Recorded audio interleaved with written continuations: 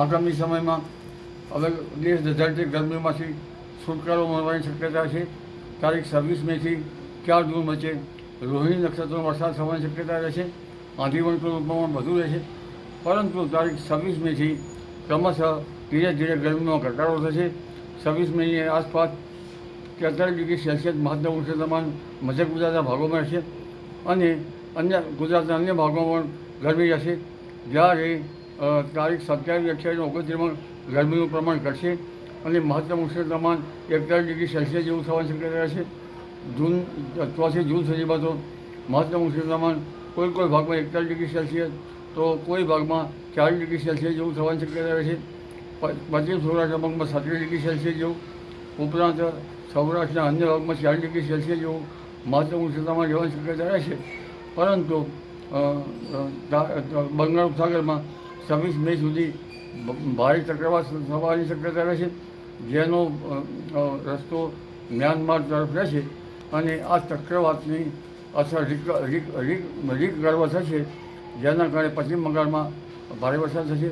છત્તીસગઢ, દક્ષિણ પૂર્વીય તટો અને છેક પૂર્વ યુપીના ભાગો અને પૂર્વ મધ્યપ્રદેશના ભાગો સુધી વરસાદ થવાની શક્યતા રહેશે.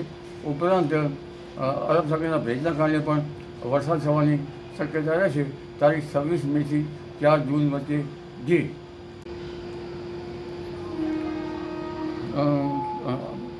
તારીખ લગભગ 8 જૂનમાં દરિયામાં પવનો બદલાશે અને મેના અંતમાં અને જૂના સપ્તાહમાં અરબ સાગરમાં પણ હલચલ જોવા મળશે.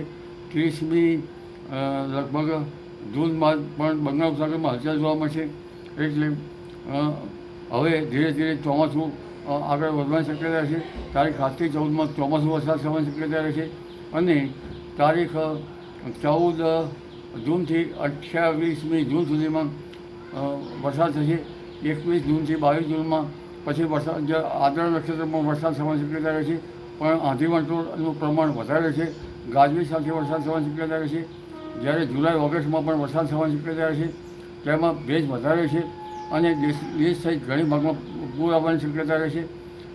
જ્યારે ગુજરાતના ભાગોમાં પણ મધ્યપ્રદેશના ભાગોમાંથી થતા વરસાદના કારણે નર્મદા નદીનું જળસ્તર વધે, સાબરમતી નદીનું જળસ્તર વધે અને તાપી નદીનું જળસ્તર વધે. હાલમાં તો આંધી વંટોળ સાથે 4 જૂન સુધીમાં દક્ષિણ ગુજરાતના ભાગો, આહવાના વલસાડના ભાગો, સુરતના ભાગો, દક્ષિણ સૌરાષ્ટ્રના ભાગમાં વરસાદ થવાની શક્યતા છે. ગુજરાતના અન્ય ભાગમાં વાદળવાયુ સાથે કોઈ ભાગમાં વરસાદ થવાની શક્યતા રહેશે. પ્રી મોન્સૂન એક્ટિવિટી થશે, પરંતુ વિન્ડ ગસ્ટ આંચકાના પવન વધુ રહેશે.